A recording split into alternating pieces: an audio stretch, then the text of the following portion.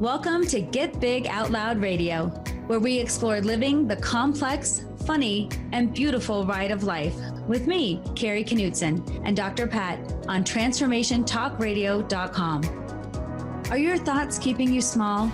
Are you ready to get big? I will offer you ideas to transform what you are thinking into conscious action. Explore what is keeping you small and how to shift your behaviors in order to get big. Learn what is possible for you. Get ready to get big and live life out loud starting now. Hey everybody, I'm Dr. Pat, and I get to take this amazing ride with the most incredible coach, mentor, counselor, you name it. And the show that Kari Knutson picked today is so perfect. And it's perfect from a lot of perspectives. Today in the show, you're going to hear some very incredible and personal information, but there's also a way to look at things in the world. And it's through the idea of mirrors and windows. Wow. You know, it's so funny.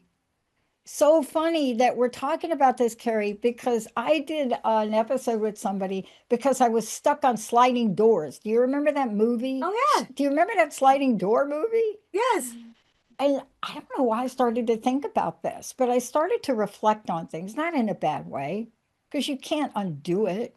I mean, you can't go and say, oh, I wish I would have stayed at Bell Labs for another 6 months and gotten a pension. Okay, that ship has sailed.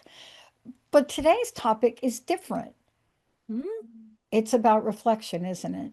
Yes, today's topic is mirrors and windows, and it is about reflection, both our internal reflection and external perspective getting, like what we get from others. So it's a really cool concept, and it first started from literature.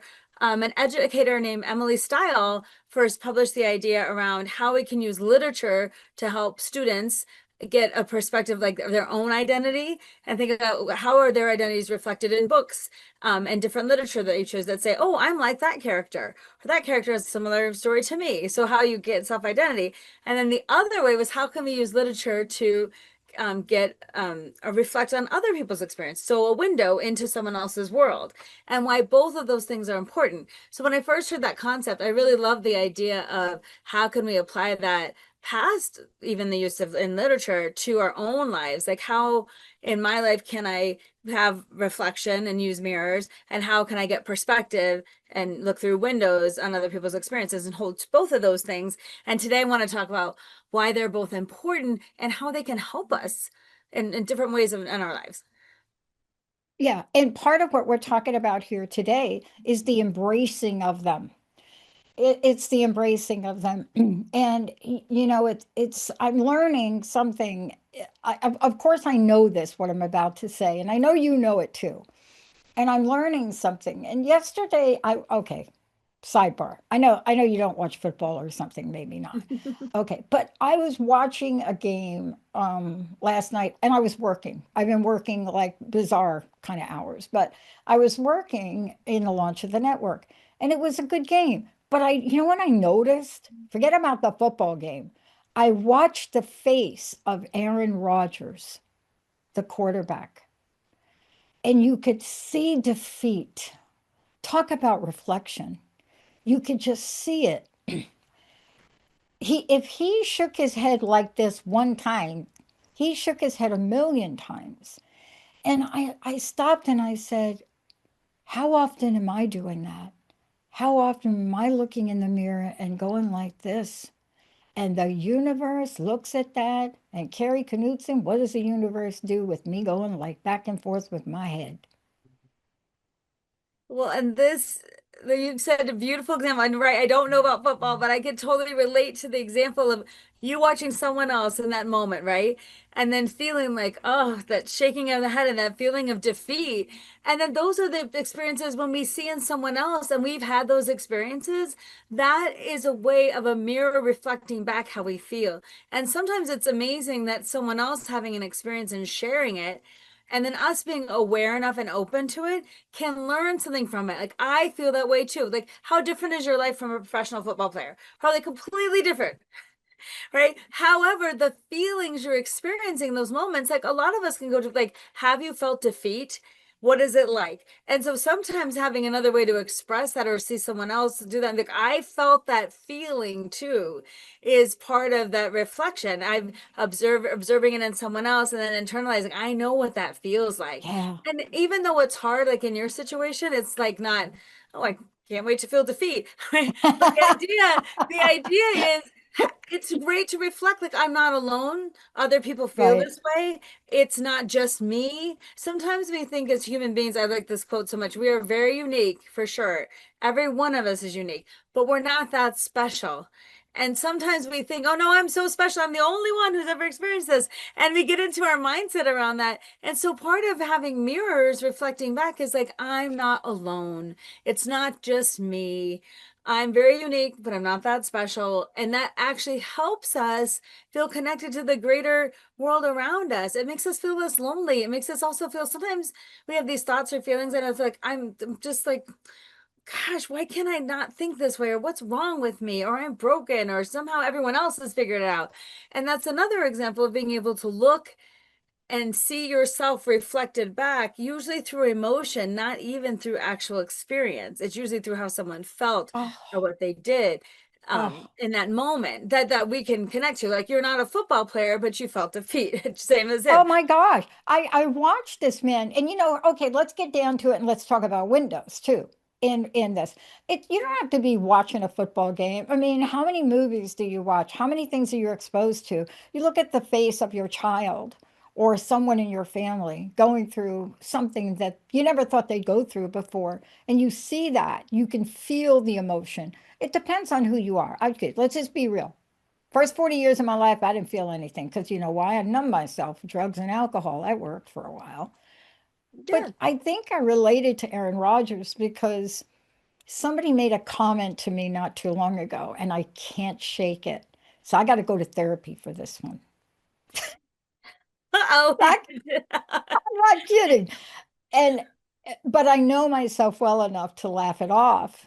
And the idea of watching someone who people think is at the end of their season, and I'm telling you, there were a couple of quarterbacks yesterday.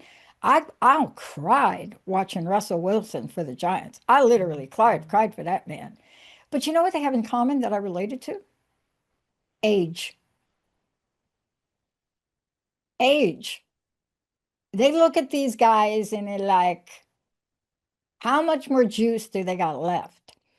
And that's a reflection. It's a mirror. It's not a window because funny, we cleaned our windows yesterday in the house. We literally cleaned the front windows. I do not know why or how, but we got to the point where we just couldn't see outside. So can you walk us through mirrors, reflection, and windows? Because clearly I was mirroring and then projecting. See, it's one thing, isn't it, to just mirror, but then what do we do with it? But tell us about how windows help us understand those situations, because you just went through this so much yourself.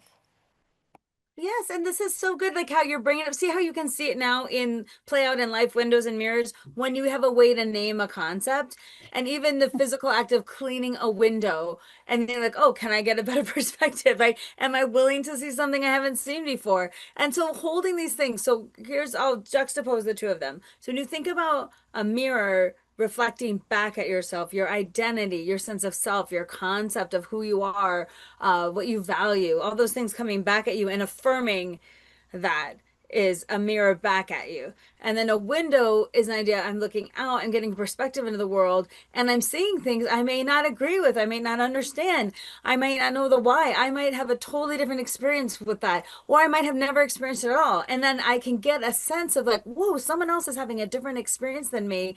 And that idea, normally when something's different, our brains tend to go to judgment. That's right or wrong or good or bad. I agree or disagree.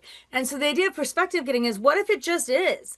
And what if you can let someone else's experience, as you learn about it, just learn from how they experience it without having to tie it back into if you like it or not, if you agree with it or not. But the idea of getting perspective through a window allows us to connect with other people in all sorts of ways.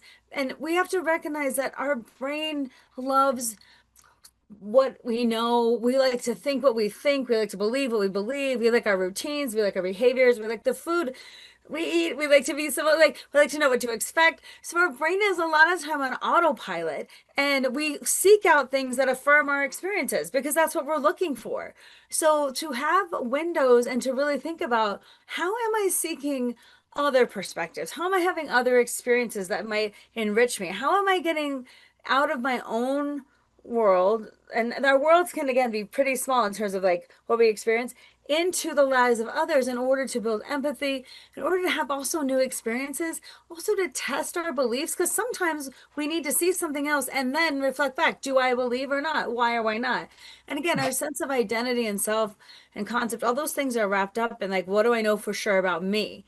And sometimes we have to reality test that against something else in order to say like, nope, this is how I know who I am, because I'm not that. Or that's someone's experience of the world, and instead of judging it, I could just be curious about it, but I don't have to make it right or wrong. And so part of this is like balancing two ideas in our lives. And most of us can probably think of like, all right, do I have enough mirror going on? Because most of us do. We seek out things that reflect back our own experience. And in some ways we call this confirmation bias. So like, for example, if I hear a study that red wine is good for you, and it's on the radio, and like, oh, and a new study out says red wine is good for you. Like, that's a great study. I'm all for that. Oh my gosh, whoever did that. And then if they say chocolate is two, I'm gonna, this study is the bomb. I love it, right? But let's say I'm driving around thinking, well, that's a good study, and I'll just, because it confirms my beliefs. But on the other hand, if I'm driving around and something comes on the radio and they say a new study's out that says red wine is bad for you, I'm gonna automatically be like, well, who did that study? Was it even verified by anyone? Who did that? How many? What was the sample number? What? And I'm gonna get all up in its business because I'm like, I don't believe that. And so most of the time we seek out things that affirm our beliefs. So it's good to notice that most of us have a lot of mirrors coming back at us. And then where's the opportunity for some window? The other thing I'll say in this is, it isn't, we all need some self-reflected back to us to determine who we are.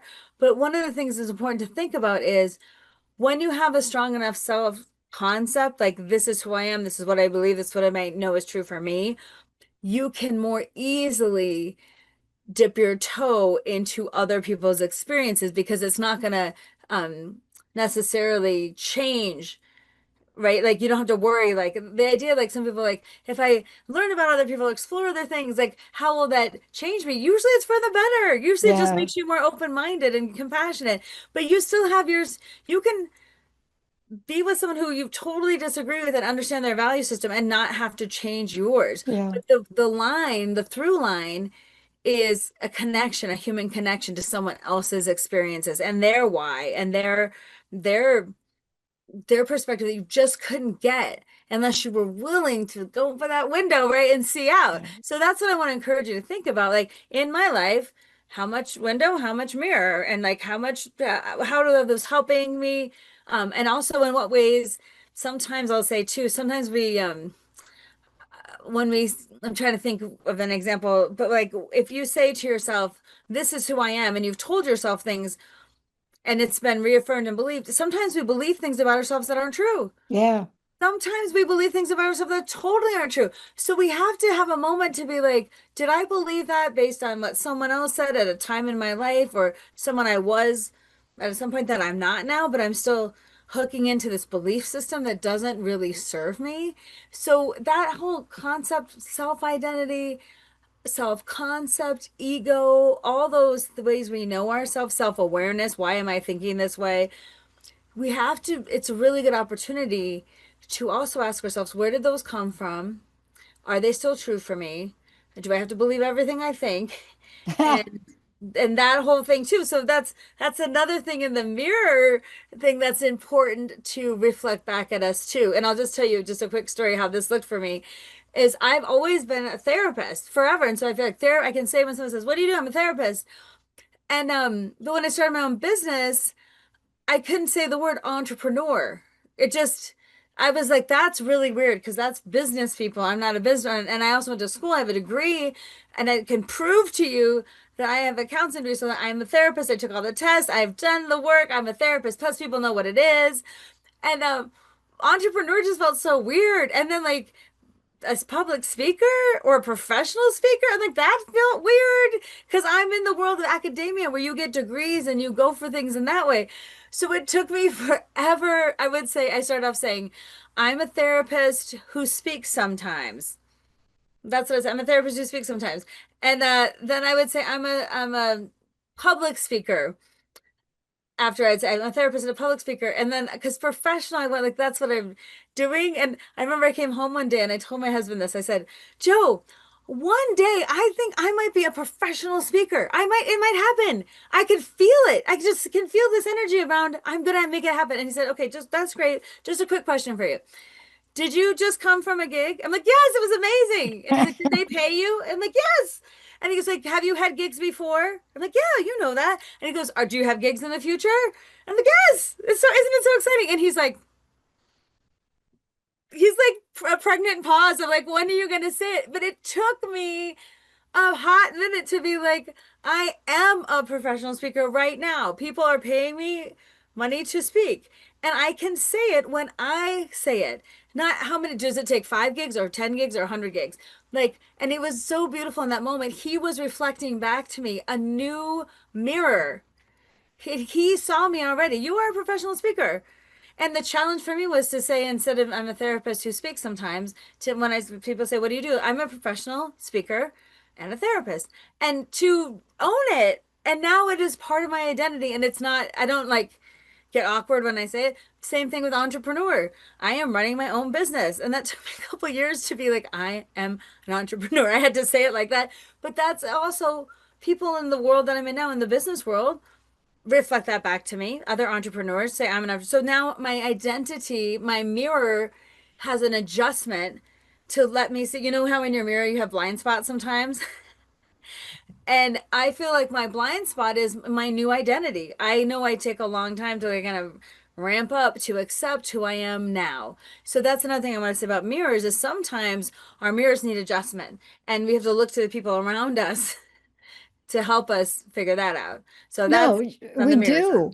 We do. And, thank goodness you and I have people that we can go to. I had to call a friend of mine, Dr. Ronnie Duluth, up in the Boston area, Martha's Vineyard today, because I had a moment where I thought, is it just me?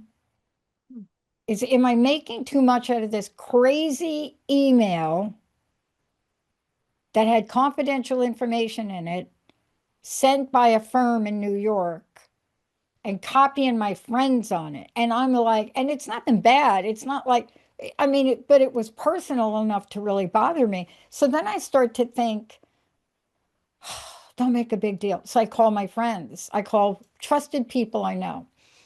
Two of them, one of them is an attorney, does all my trademarks, Jamaica. And they said, they did what? That's what they said. I mean, it wasn't your husband in the same way, but it was like, you don't think that's a problem? Because part of me in the middle of launching 23-year vision didn't want to deal with it. So sometimes, isn't it true that what we can do with situations that either we look in a mirror or we go through a window can get fogged up? Yeah, that's such a great way to think of it because both of those things fog up. Both of those things you need a defrost button sometimes. Both of those things, right? Like are hard. And so like sometimes it's good to think about them when you reach out to people. Tell me, am I crazy? Tell me, is this what do you think of this? Because again, that's a way of reflecting back our own experience. Sometimes we need other people to say, no, that was wrong, or hey, you might be overreacting a little bit, or that doesn't sound quite right. Whatever it is, because sometimes it's too close. But I do love the idea of it. Get mirrors get fogged up and windows get too fogged up too, and that idea of cleaning them off. That's so true about Oh my really. God. We did inside and we went outside Yes. and did them. Now, I have to tell you, I wouldn't be surprised because preparing for the show, I get your show information, and so does Linda. So, you know, Linda got the show information, and both of us are staring at this dirty window. So, subconsciously, and the reason I'm bringing this up is there's a subconscious element to who we are as human beings. And to your point, how much of my own life in the moment of looking at a phenomenal quarterback, Aaron Rodgers, right? I don't care what team you love, but you watch somebody like him and to see those moments of despair and vulnerability. And that's what I latched onto yesterday. Same thing with Russell Wilson. You know, I watched him come in at the end of the game, and everybody wanted him to really just make the play and win the game. And yet, his offensive line didn't protect him. But how are we viewing it? Here's another example. You've seen this. Okay. I do not get any money from this company. So I just want to say before I show everybody, okay, this is a cup. Do you see this cup? Mm-hmm. When I go to drink during a show sometime, I don't usually drink when we're on air, but for now, right? So somebody said to me, "Oh my gosh, is that the largest mug you've ever had?" And they had a thing about it. That was they were going through the mirror about the cup. And they had like, "Oh my God, how much caffeine are you drinking in now?" La, la, la, la, la, right? And I said, "Do you know how valuable this cup?" This was me now. "Do you know how valuable?" This is all I said. "Do you know how valuable this cup is? You see this cup? First of all, it's stainless steel. Do you see what it says on it? DD. Dunkin' Donuts. A Oh, an antique Dunkin' Donuts mug." And the person is like, "Oh my God, how much is that?" Right? But the initial reaction, and you see, what am I willing to take in? Am I willing to take in, oh my gosh, am I drinking too much? First of all, there's no coffee in it. but you know, that's my 3 in the morning mug for the coffee. But there was no coffee in it. But I could have done something personal. I could have felt bad. Like, am I doing something wrong with that? And we all make ourselves vulnerable. But here's the point to what you said. And I really would love you to talk about this when we come back from break. Who are we? Are we educated? Do you know for almost 8 years when I started this show, I wouldn't tell people I had a doctorate. I was too ashamed, too embarrassed. No one in my family had ever graduated high school. I felt like I should be doing more in the world to take a traditional job. And I started the show. The show wasn't called the Dr. Pat Show. It was called Crust Busting. And I'm almost glad. But you know, time goes on. And you think I would have gotten over myself, but not, but not. well, and being vulnerable like that and just sharing, I like how you're kind of going through different examples and situations in your own life if this topic makes you think about.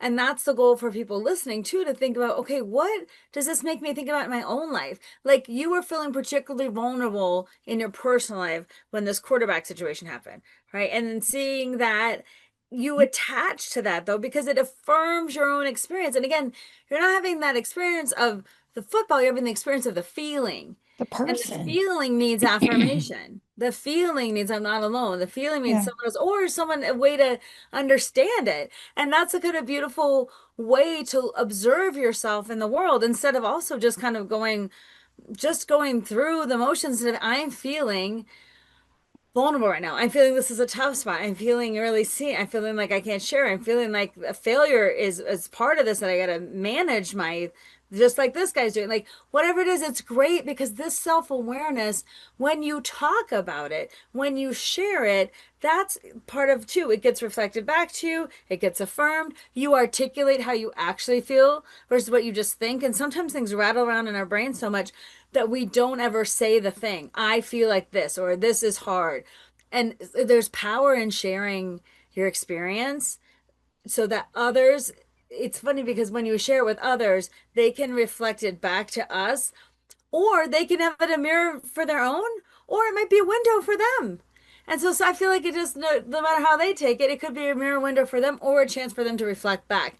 And that's again like reflecting back like my husband did to me, he's like, you need to clean that mirror. No, he's right. Because, Right? and we'll talk about this when we come back, because here we are launching.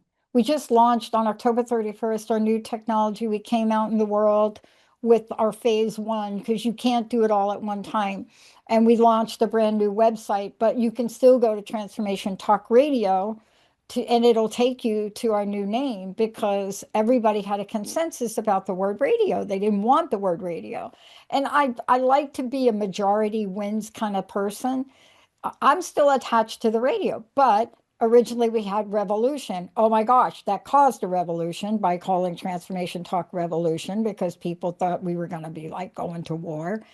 So in a conversation with someone, we made up a word, revolution, Revelution. And so out of that came a new energy. And I want to talk to you about that when we come back. Why? Here's what happens. Here's this guy, Aaron Rodgers, who took responsibility. And so it doesn't stop there. Everyone else is weighing in. And it doesn't have to be football. It doesn't have to be a sport. It could be a company. I woke up this morning with a message from Verizon, something about some lawsuit. And I'm like, I don't want to know that. It doesn't matter what it is that gets your attention. But what can you learn from Kari Knutson about what to do with it all? So is Aaron Rodgers going to listen to the trash that's being out there, like the demise of the Pittsburgh Steelers? I'm from the East Coast. There is no such thing as the demise of the Pittsburgh Steelers. I don't care what country you're from. But when we get back, how about the demise of your self-esteem? How about the reflection that you don't think you're enough? How about the moment where you get some help from a Kari Knutson family member or Kari or my best friend or Dr. Ronnie today? How about you then struggle to have the courage to take an action like Kari had to do, and you'll hear when we come back, and like I had to do. I have a press release coming out, and it was very difficult for me to write. Why? Because a lot of it is about me. Very hard to write. Let's take a short break. We'll be right back. Kari Knutson, getting big out loud. If you got a question for us, 1-800-930-2819. Give us a shout. We'll be right back.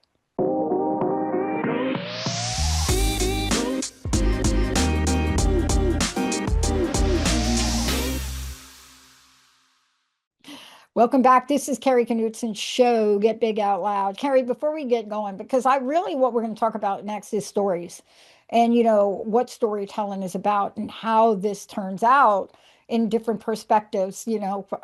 Remember dirty window, clean window, dirty mirror. Okay. But before we do, you did mention speaking. Can you tell people not only how they can find out about where you're speaking, but you're also a coach. So let's make sure everybody knows how to get a hold of you. Yeah, so you can go to knutsonspeaks.com. That's my website. And it has information about my speaking, my coaching, my show, and how to connect with me. It has my topics. And it's a really good place to find out if you're interested in like what I do or connecting with me. Knutsonspeaks.com is where to go to find out about it. It's always a matter. So look, I didn't foof my hair today. Did you notice? No, I did. Yeah. So I was on an earlier Zoom call. So I almost changed it over this comment. Okay. But I'm not that like, what's the word? I'm not like that sponge like. So they said, oh, dang, you look like Clark Kent now. And I'm like, is that like a compliment? Yeah, you got your Clark Kent do on. And I just thought, that's fascinating. That I thought, okay, maybe I do look like Clark Kent, but I don't remember Clark Kent having platinum hair. But that's not the point. The point is, what are the stories? That's what I was thinking. That's not the point. The point is, what are we going to tell ourselves? What's the stories behind the stories? And that's really where you are, experience and time, isn't it? Yes, I think what you're talking about too is when who's telling your story and like how it's reflected back to you. When someone makes a comment, the comment itself is neutral in that way. It's then look how you perceive it though. Like it comes up and like, well, is that true? Is that bad? Is that mean? Is that nice? Or what are you saying right now? Like, and this makes me think about sometimes when we get feedback on something, how we take it and we filter it through our own mirror of like, you know, how if I'm at an event and I have 100 people give me evaluations and 99 are good and one is like, nah, was not funny, didn't like it. Or actually, I'll give you one comment that kind of was a zinger for me. A little too much on the motivation reminded me of Tony Robbins. And I don't want to be a motivational speaker. I want to be an inspirational speaker. And I think the chest beating of like everybody has their different style, but I don't want to be that style. And so to compare me to that was like what I'm trying not to be, a little too motivational. I wanted more stats. And I was like, you wanted more stats? A little too motivated. And I was like, what did you come to the keynote for? And then I was all in my head about like, what did you think a keynote was supposed to be? Like a review of some psychological stuff. I was in my head. And then, and then I was like, I'm not Tony Robbins. I'm Kari Knutson. I don't want to be like that. And I was like totally going off. And I thought about that's so funny. That little comment rattled around up here for way too long. And I had to giggle later about like, why was that hard for me? And again, this is really good though to notice when you're becoming self-aware, you can start to notice things that trigger you, things that are just kind of go right in and like affirm your experiences, things that you resist, things that make you feel seen and heard, things that make you that you kind of reject and feel like that is not me. Don't try to say it about me. Also, we've talked about blind spots. Sometimes you don't even see the thing that you are. So it's a really good Yeah. thing to start to be open about, wow, as I'm going through the world, noticing. And what I noticed about that experience was it was interesting for me that I got all these great comments, and then I spent so much time persevering on one person who I just wasn't for them. And so the lesson is I'm not for everyone. And that's okay. I'm not supposed to be for everyone. And also that feedback wasn't so egregious that like, but I first took it that way. So like when I can have a sense of my own self in the world, I can manage those different perspectives coming at me and decide sometimes what do I take in? What do I block? And I also can look at myself, what am I blocking in my own mind that could be use some opening? And again, it's what a beautiful process if Yeah. you're open to it.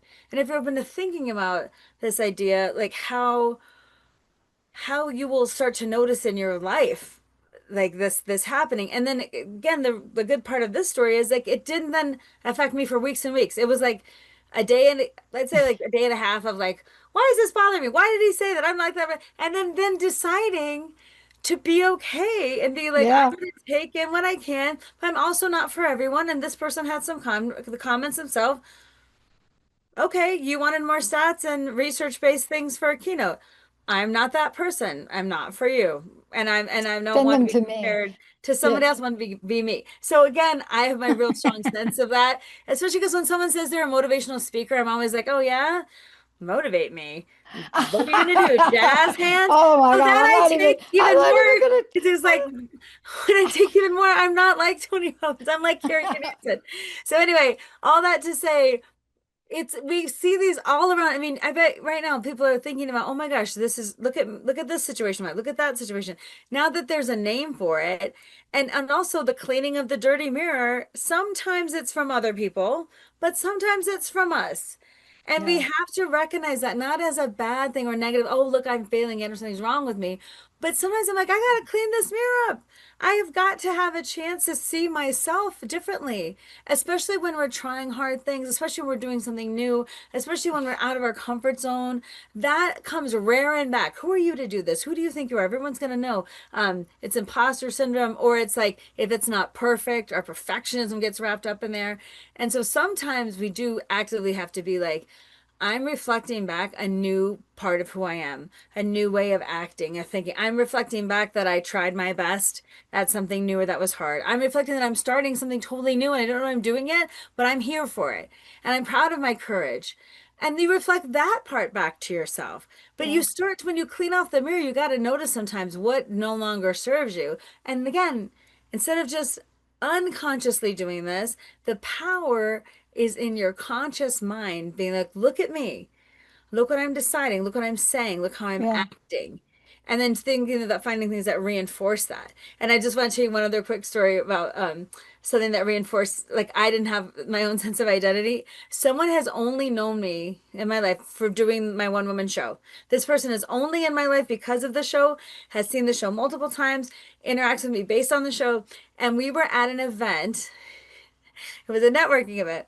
And they introduced me to one of their friends, and this is what they said. Kari is a writer and producer. She has a one-woman show, and she's a storyteller and actress. And I like stood there for a moment because everything they said was true. I'm producer, writer, actress, does a one-woman show. I just hearing it through they only know me Yeah. through that perspective, but that's like a limited window of what I feel like I do. And having and being introduced that way, I'm like, I did write a show, I did produce it, and I Yeah. did act in it, and I am all those things. But I wasn't open to that, and I certainly hadn't used that language. So sometimes other people's perspective of us, we have to like pay attention a little bit. Like that was really helpful and beautiful, and actually expanded my self-awareness and it expanded my self-concept too. So those kind of things can be really helpful if we're open to them too. Other people in our environment can help us expand and clean off our mirror, our damn mirror. Yeah. And let's talk about this other thing too, because we have time. You and I both grew up with parental stories. And what do I mean? I grew up, I've never shared this on air, but I'm gonna do it now. I grew up, and I'm gonna paraphrase, with a gangster dad who married a child. That's what I grew up with. Now, what did that mean? Dad was a gangster, okay. But I grew up with that. I grew up with that being known in the small, I just grew up in the Bronx. So, like, if you grow up in the Bronx, they know who the people are in the Bronx, just saying. So, what was the good side of that? Nobody messed with me. That was the good side. So, what did that mean? Married a child. My stepmom was 30 years younger than my dad. She was not a child. She was almost the same age as my sister and became one of my greatest mentors. But what do we do with those childhood stories and labels? Now, it took me a while to be okay with all that until Mhm. my family and my uncles started to talk about it. But we all have stories. Am I going to identify that? I've never shared that on air, by the way. That's the first time I shared that on air. I'm glad you shared it. And that's part of the sharing of the story, right? Because then someone will hear your story and be like, oh, naming that was so important for you. Oh my gosh, understanding who you were as a child and why you thought that way. And like also seeing who you are now. And I think that's really takes the courage. And again, you're in a vulnerable place.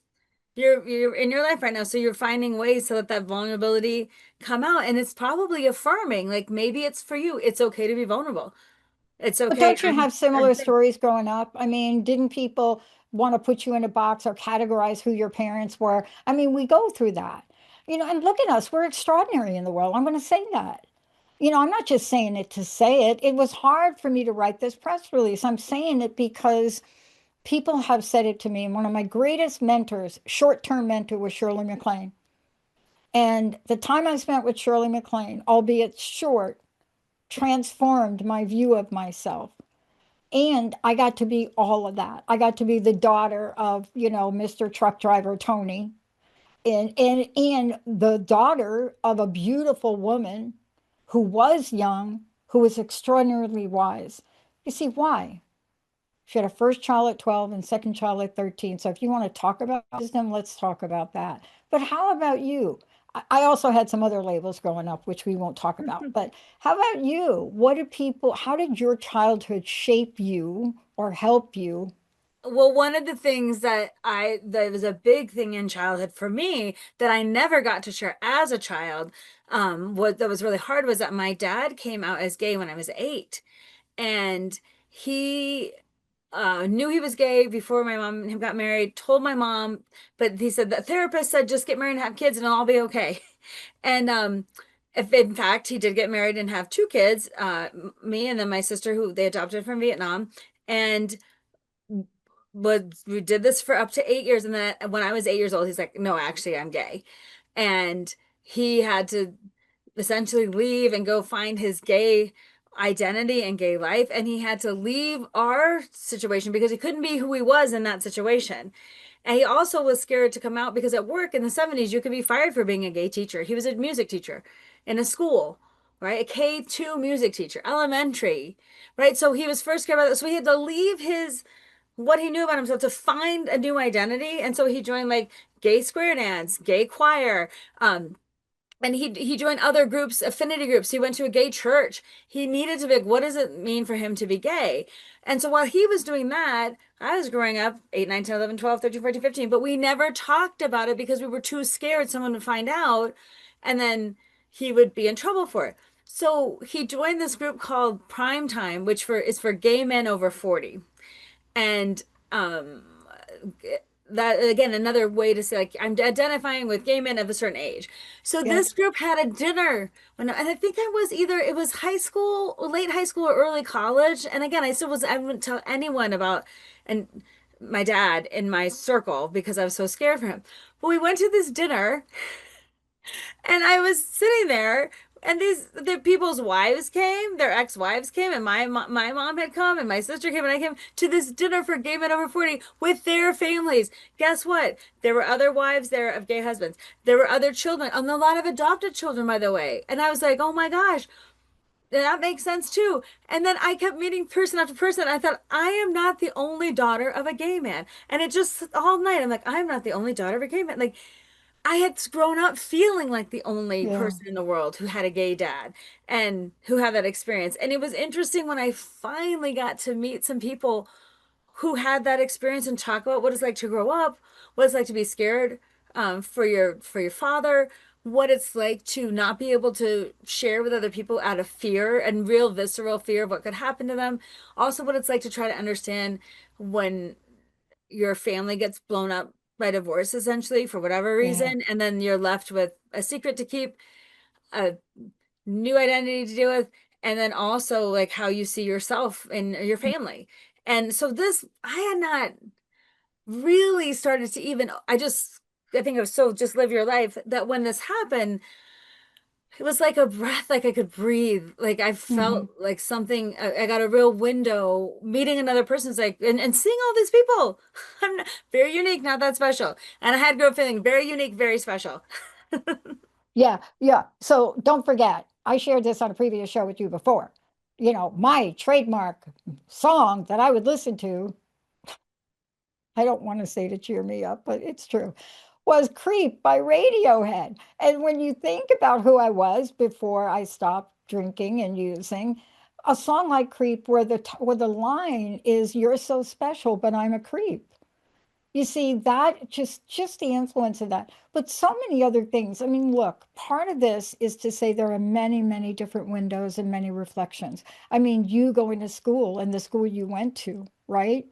Me learning in my doctoral program, while I was in my doctoral program, and I had a blackout that I'm classified in the neurodiverse category of a very unique, I used to say something else, but I'm gonna pick up your word now, but a very unique form of autism that I thought was just bad. I would never talk about it. I don't see words, I see images. I image everything. I'm really good at website design, not really good at writing papers unless I could draw them.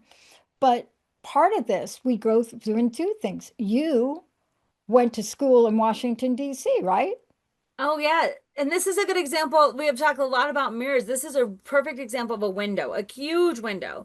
So I, at 28 years old, after already getting a master's and thinking I was going to work in higher education administration, having a job, and had a really good job at Harvard Medical School. My life is all like set up. Why at 28 then do you say, oh, I think I should get a master's in counseling and go to school for the deaf in DC and move from Boston? And literally, so people are like, what are you doing? Like, what's wrong with you? And I can't say this other than I felt it in my soul. Like, I'm supposed to go to this school right now. And I'm supposed to learn sign language. And I'm supposed to be a therapist. I'm not supposed to continue on this track. This is what I thought I wanted.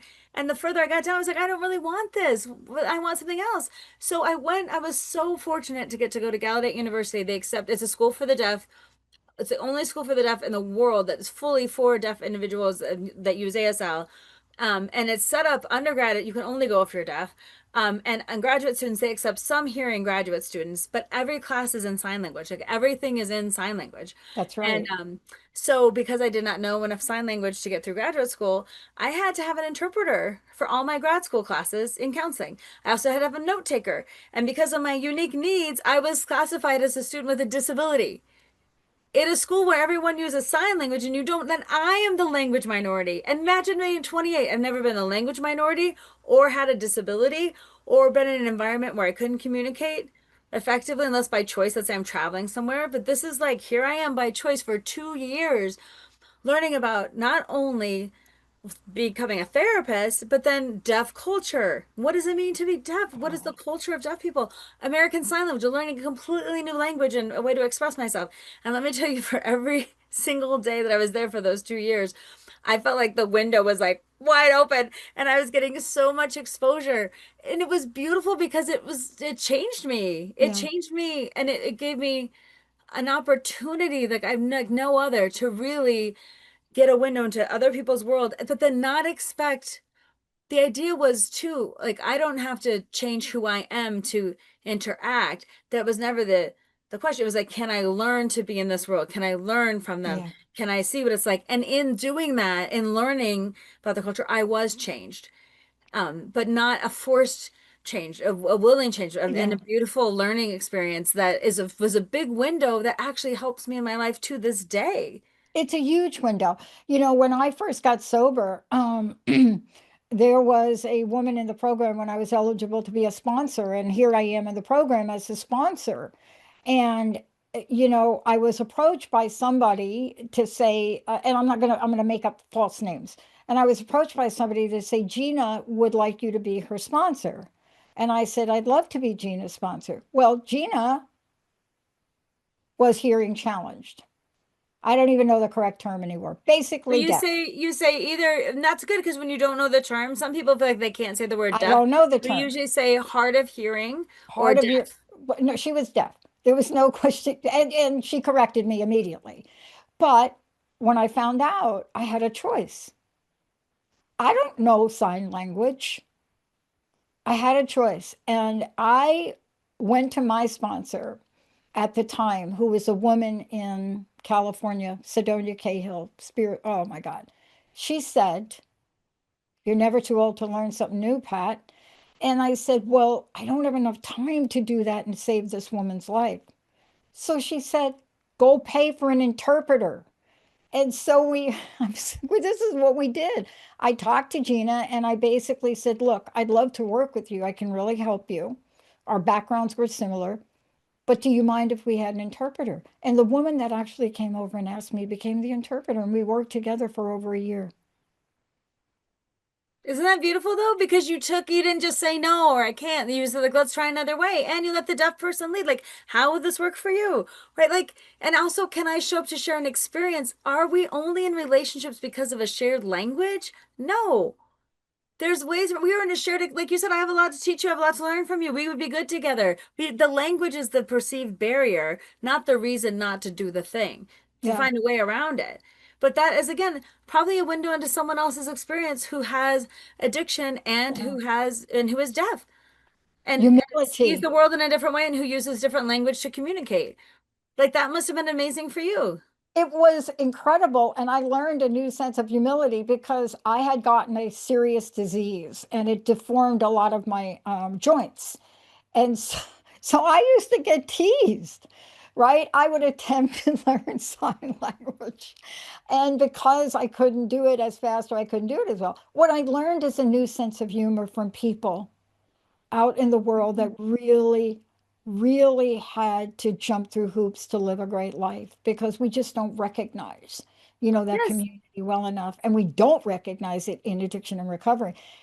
But I was okay with it as they made fun of me and said, do you know what you just said to me? And I say no. And then they would write it on a paper and it's like a curse word.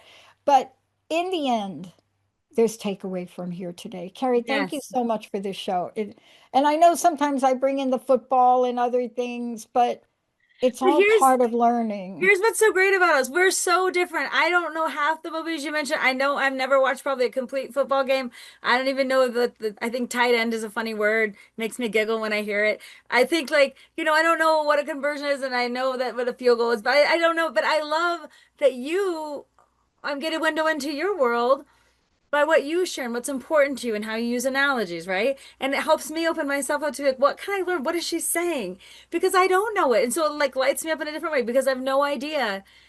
Right. And so I'm learning. And I think it's good that we do the show like this because it gives me some empathy for other things. And it also sparks my curiosity. And I think the takeaway and the point of this whole mirrors and windows things is use it to get some self-awareness to see what areas of my life are my mirrors reflecting back. Okay, what's good? What do I need to clean my mirrors? What do I need to see? What ideas might be outdated? Maybe I need to like adjust my mirrors a bit, make sure my blind spots are covered. And also where there are so many windows out there, if I can remain curious and open-minded and interested instead of being judgmental, what might I learn? Who might I be? And can I balance these things in my life? And just being aware of looking around, you're like, do I have a lot of window and not much mirror? Do I have a lot of mirror and not much window? Where's the balance and where's the opportunity? And that's what Yeah. we're talking about today. Just think about what's the opportunity and use this concept as a way to bring more self-awareness and more understanding of other people into your life. And that's our human connection. That's the job, I think, of living, learning Yeah. about ourselves, learning about others. Okay, website for everybody and how to get a hold of you. And I'm going to leave you with two little thoughts. Go ahead. All right. KnutsonSpeaks.com. That's it. Go to Knutson Speaks, just like it's on KNUTSON Speaks .com or at gmail.com or social media. I'm all at Knutson Speaks. So two thoughts I want to leave you with. Um, One thought in particular is a little funny thing. I had called the eye doctor this morning because I got hit in the eye with a ping pong ball in my right eye. And I mean, smack in the eye. I mean, because I was in a place that I wasn't supposed to be. And guess who was learning how to play? Linda. Linda was playing. I was trying to teach her. I was in the wrong space. And okay, so I called the office and I said, I got to come in. I got hit in a ping pong ball. And so ping pong ball. So that's not an injury. I said, okay, I am a championship table tennis player. I got hit with a little plastic ball traveling at about 60 miles an hour. And then they said, okay, that's an injury. So the last thing I want to leave people with on mirrors, right, and windows is the upcoming movie Wicked. We grew up with a view of the Wizard of Oz. Little red, little click 'em around, Judy Garland, and Wicked is rewriting the story. Why am I saying that? Because you're going to look through the mirror and you're going to see the rewrite, maybe as disastrous, horrible, do it. And some people are going to look at that and say, oh my God, is there really that depth to it? So thank you for today. And because of you, I am going to let this press release go tomorrow at 9:30 in the morning, just the way it's written. Thank you for all that, Kari. You're welcome. I will be excited to read it and I'll be proud of you for taking that step in your new identity as someone who just hits send and moves forward in their lives. Someone who's ready to take on the next step of your own network, of your own business as an entrepreneur who is confident and who's going to hit that send button and then take a deep breath and move on to what's next. And by the way, we should get on stage together because you get what people say to me. They say, Baccili, don't do any more academic statistic things anymore. You're a motivational speaker. You need to be, I'm telling you, you are the Tony Robbins of women. And I said, I can relate to that. I love that. I hate stats. So we'll get together. Thank you, Kari. Thank you, everybody. Thank you, Emily. We'll see you next time. Thanks, Dr. Pat. You have been listening to Get Big Out Loud Radio, where we explore the complex, funny, and beautiful ride of life with me, Kari Knutson, joining Dr. Pat live every second Monday at 10 a.m. Pacific on TransformationTalkRadio.com. I will help you to know which thoughts are keeping you small in order for you to get big. Get big and live your life out loud. For more information, visit knutsonspeaks.com.